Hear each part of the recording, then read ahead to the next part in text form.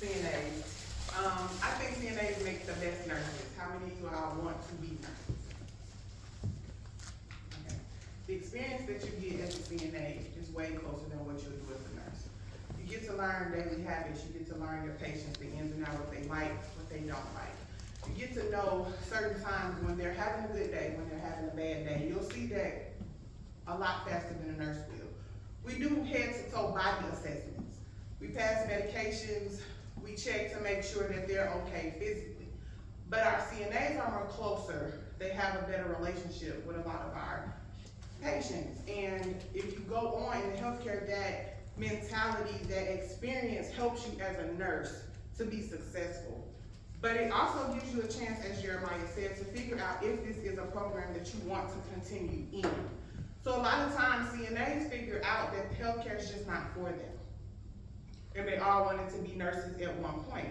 But if you have a heart for people, if you're understanding, if you're caring, if you have patience, then yes, I do believe this is the field for you. And I will do my best to make sure I help you to succeed at this first step and beyond. As we said earlier, these students, they come back, they help me with my new classes, they volunteer, they do anything that I ask them to do, and they are going on to be RNs, which, as I told them, if you need any help, any guidance, or whatever, I'm here. So it doesn't just stop once you get your certificate. We're still here. We're here as a family, as I like to call it. We're a family here. So as joining our family, we're here for support, not just to teach you something and send you on your way. We like to support you and help you get to the goals that you're trying to meet, whether that's as a CNA, a nurse, and further on.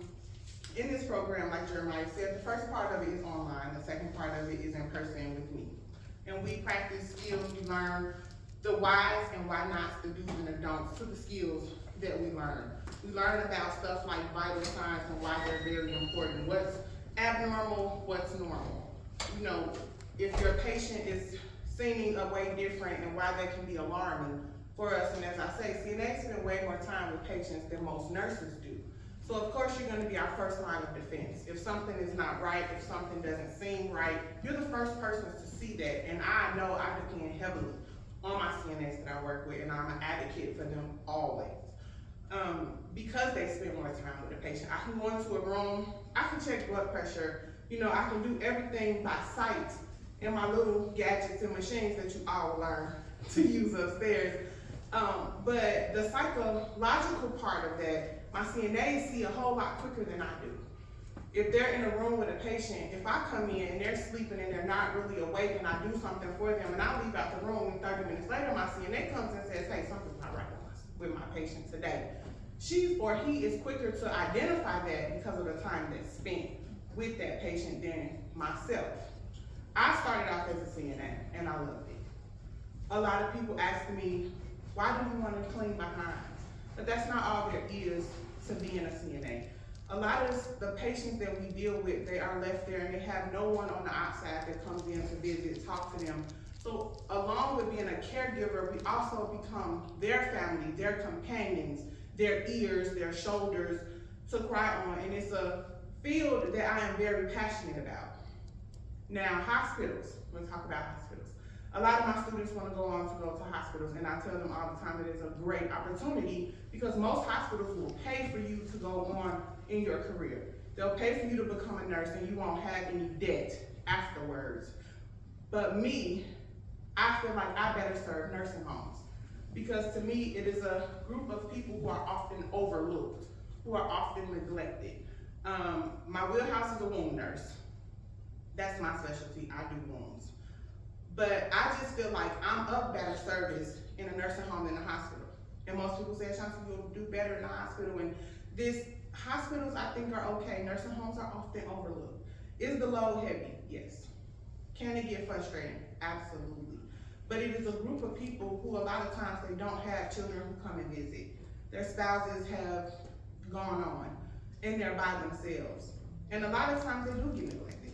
They do get left alone. So for me, that is where my heart is. That is where my passion is. So when I'm not here with you guys in a classroom, I'm at a nursing home, doing the best that I can to make someone's day better. Another thing about becoming a CNA, CNAs don't just have to work in hospitals or nursing homes. There is also home health care that you can do. And as a CNA, you can start your own home health care business. So it's a lot of ways that you can make money as a CNA. It's not just nursing homes. It does not stop at nursing homes. There's a wide variety. Some CNAs go on to be MAs in clinics. A CNA does not have to be in a nursing home, and I think a lot of people get stuck on that stigma. If I become a CNA, then I'll have to work in a nursing home, but that's not true.